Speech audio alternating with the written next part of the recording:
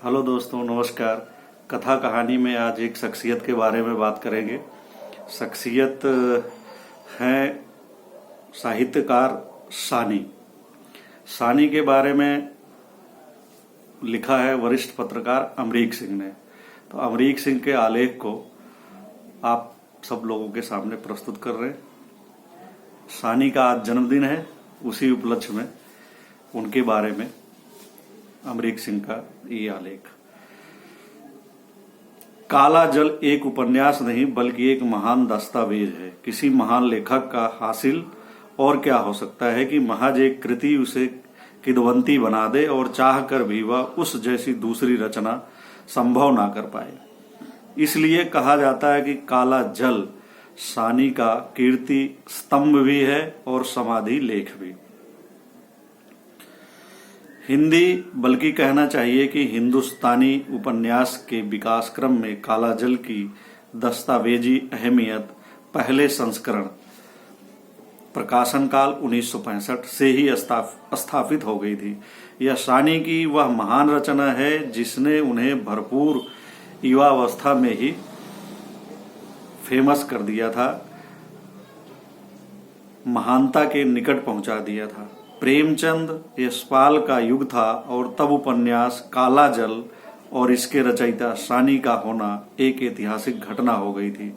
यह उपन्यास आज भी हिंदी के 10 सर्वश्रेष्ठ कालजयी उपन्यासों में पूरी तरह महफूज है। अब तक इसके बेशुमार रिकॉर्ड संस्करण प्रकाशित हो रहे हैं और इस लिहाज से यह सबसे ज्यादा पढ़ी जाने वाली साहित्यिक किताबों की पहली कतार में है। दुनिया भर में फिक्शन यानी उपन्यास में बड़े बड़े लोगों ने शिद्दत के साथ मुस्लिम मन की पड़ताल की है, लेकिन माना जाता है कि सानी ने काला जल के जरिए मुस्लिम निम्न मध्यम वर्गीय समाज का जो अद्वितीय और अत्यंत प्रमाणिक खाका भाषाई सौंदर्य शास्त्र के समस्त शिखरों को छूकर खींचा है, वह विश्व साहित्य में अन्यत्र दुर्लभ है। काला जल एक उपन्यास नहीं बल्कि एक महान दस्तावेज है किसी महान लेखक का। और क्या हासिल हो सकता है कि महज एक कृति उसे किंवदंती बना दे और सायास होकर भी वह उस सरीखी दूसरी रचना संभव न कर पाए, कोई दूसरा रचनाकार भी न कर पाए। इसलिए कहा जाता है कि काला जल सानी का कीर्ति स्तंभ भी है और समाधि लेख भी। इसे उन्होंने 1959 के आसपास लिखना शुरू किया था और 1961 तक अंजाम दे दिया।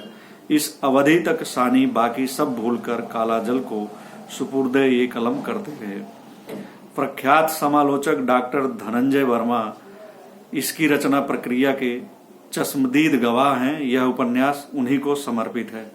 बाकौल डॉक्टर धनंजय वर्मा इस उपन्यास को लिखते वक्त सानी की कैफियत यह थी, जब भी देखो सानी एक तनाव में, व्याग्रता में, एक हौलदिली और हाय हाय में रहते, जैसे सर पर पहाड़ आ गिरा हो। सुबह पहुंचा हूं तो उपन्यास के अध्याय सुन रहा हूं, दोपहर मिले हैं तो पात्रों की स्थितियों पर बहस हो रही है, रात पहुंचा हूं तो कोई अनुच्छेद सानी की परेशानी का वायस बना हुआ है।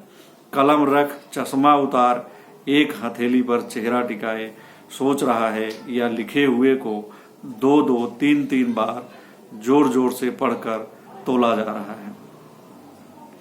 जिस उपन्यास काला जल को आगे जाकर एक महान ऐतिहासिक मुकाम हासिल करना था, उसकी रचना प्रक्रिया की कई दिलचस्प कहानियां हैं, तो उसके प्रकाशन के किस्से भी कम गौरतलब नहीं है।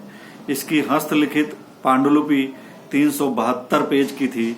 बदनसीबी इस उपन्यास के पात्रों की ही नियति नहीं थी बल्कि इसके प्रकाशन की भी थी। पूरे 4 साल काला जल की पांडुलिपि छपने के लिए कभी इधर तो कभी उधर भटकती रही।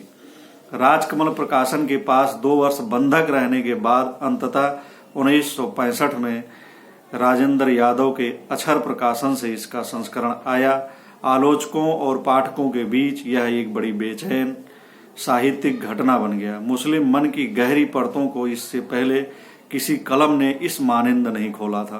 कहीं भी किसी भी भाषा में व्यापक हिंदी समाज में खलबली सी मची कि नावेल की रेंज इतनी दूर भी जा सकती है। कई भाषाओं में काला जल के अनुवाद हुए और विश्व स्तर पर चर्चा भी। रूसी और लिथुआनी में भी अनुवाद हुए। रूसी शब्द संसार में बहुत कम दूसरी भाषाओं के लेखन का खुला स्वागत किया जाता है, लेकिन जिनका किया गया उनमें काला जल आज भी अव्वल दर्जा रखता है। रूस की यात्रा से लौटकर भीष्म साहनी और पंजाबी उपन्यासकार गुरदयाल सिंह ने भी इसकी पुष्टि की। 12 जुलाई 1970 के क्रॉनिकल अंग्रेजी अखबार में इसके रूसी अनुवाद की खबर छपी। रूसी हिंदी के विद्वान W.H. चेर्निसोव ने इसका अनुवाद किया है और अनुवाद में काला जल शीर्षक ही रखा गया है। अंग्रेजी में इसके कई अनुवाद हुए, लेकिन सबसे बेहतर अनुवाद 1986 में जय रतन का डार्क वाटर्स माना जाता है।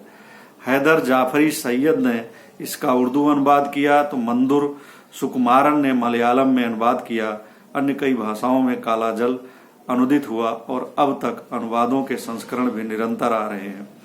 मतलब सानी और इस उपन्यास की व्यापकता का आकाश अनंत है। वस्तुतः काला जल एक बधे ठहरे जीवन की अनेक त्रासदियों से भरी महागाथा है।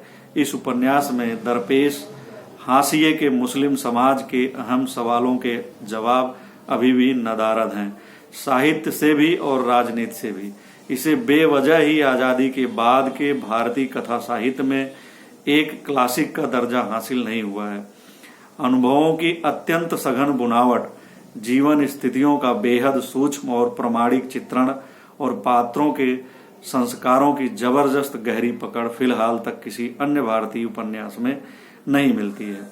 खुद सानी ने काला जल की रचना भूमि की बाबत लिखा है, भारत की अल्पसंख्यक जाति मुस्लिम अपने आप में मुझे समस्या लगती है, अतः उसके बारे में सचेतन रूप से या वैसे भी लिखना मेरी व्यवस्था है। मेरा बड़ा उपन्यास काला जल इसी दिशा में एक प्रयास है, एक विशाल कैनवस पर लिखित। दरअसल यह उपन्यास अतीत, वर्तमान, भविष्य संबंध का एक बड़ा नाटक है, जिसका रंगमंच मध्यम वर्गीय मुस्लिम परिवार है। समकालीन भारतीय उपमहाद्वीप में मुस्लिम समाज की दशा दिशा देखें तो लोग उस काले जल में अभी भी ठहरे हुए दिखेंगे। अपनी नियति के खिलाफ जूझते संघर्ष करते हुए राही मासूम राजा, असगर वजाहत, आलम शाह खान, अब्दुल बिस्मिल्लाह, मंजूर एहतेशाम और नासिरा शर्मा की कृतियों में मुस्लिम अंतर्धाराओं की साहित्यिक विवेचना मिलती है, लेकिन काला जल मुस्लिम संस्कृति के जिन अनछुए पहलुओं के बीच जाता है वैसा काम अन्यंत्र नहीं हुआ। बेशक उनके समकालीन और बाद के लिए यह नई सृजनात्मकता और प्रेरणा का विशिष्ट स्रोत जरूर हुआ। काला जल के प्रशंसकों में महान लेखक यशपाल भी शुमार थे और इसे पढ़कर उन्होंने 14 सितंबर 1966 में सानी को अंतर्देशीय पत्र लिखकर इसकी खुली तारीफ की थी। यशपाल ने यहाँ तक लिखा कि काला जल के लिए आपके सामने सादर सिर झुकाता हूँ। बुजुर्गवार यशपाल की इन पंक्तियों को पढ़ते वक्त सानी की उम्र बमुश्किल 30 साल के आसपास रही होगी। 16 मई 1933 को जगदलपुर में जन्म लेने वाले सानी का मूल नाम गुलशेर खान था। उन्होंने मध्य प्रदेश सूचना एवं प्रकाशन संचालनालय में शुरुआती नौकरी की।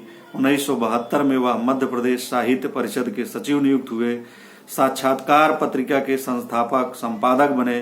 1978 में परिषद से सेवा मुक्त होने के बाद दिल्ली की राह ली। यहाँ वह कुछ समय नवभारत टाइम्स के रविवार्ता का संपादन किया। 1980 में साहित्य अकादमी की पत्रिका समकालीन भारतीय साहित्य के संस्थापक संपादक बने।